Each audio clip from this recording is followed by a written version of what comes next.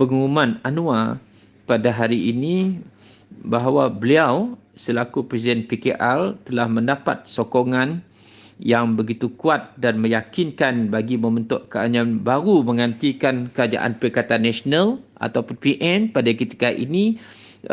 Saya kira kita perlu memberikan masa untuk melihat perkara ini benar-benar dapat direalisasikan. Hal ini kerana saya kira terdapat pelbagai cabaran dan dugaan yang perlu beliau selaku Presiden Pakatan Harapan menerangi isu-isu yang perlu diselesaikan.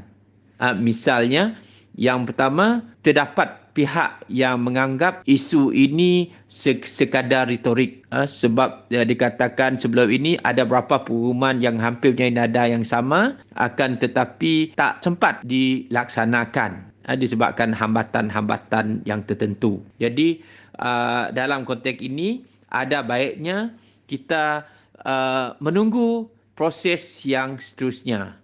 Namun saya kira sekiranya pembentukan kerajaan baru ini berlaku, hal ini disebabkan oleh ketidakpuasan dalaman UMNO terhadap Parti Bersatu, lalu sebahagian ataupun 1/3 mereka ataupun segelincir daripada ahli parlimen ini menyokong Anwar membentuk satu kerajaan yang baru.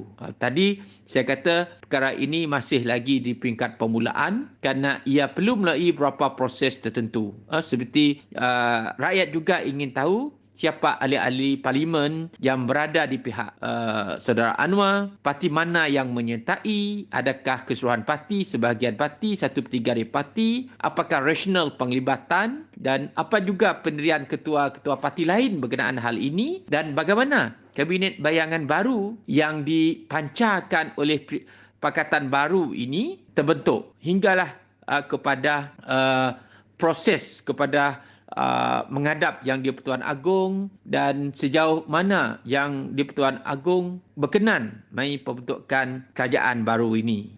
Dan kita tahu disebabkan dalam situasi yang sekarang ini ramai yang yakin, ada juga kurang yakin, ada juga sangsi kerana ia berlaku juga di tengah pilihan raya negeri Sabah. Namun saya kira perkara ini akan lebih jelas dalam masa terdekat untuk melihat kebenaran sebenar isu dan implikasinya.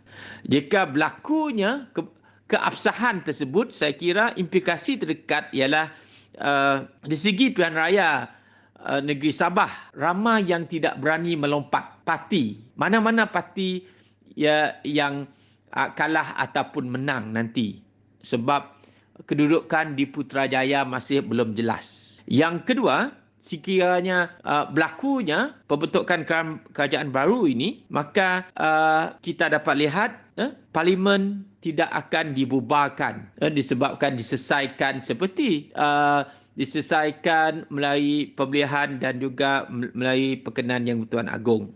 Maknanya fokus kepada menerangi COVID-19 itu akan terus dilakukan dengan lebih efisien dan pembubaran parlimen itu hanya akan berlaku mengikut penggal sebenar, iaitu tempoh tamat penggal parlimen ke-14 yang hanya berlaku pada 16 September 2023 nanti. Dalam kata lain juga, gerakan ini juga dilihat tercetus untuk memastikan parlimen tidak dibubarkan sebelum tempoh matang sebagaimana kemahuan setengah pihak dalam Perikatan Nasional yang ada juga yang mahu parlimen dibubarkan pada hujung tahun ini.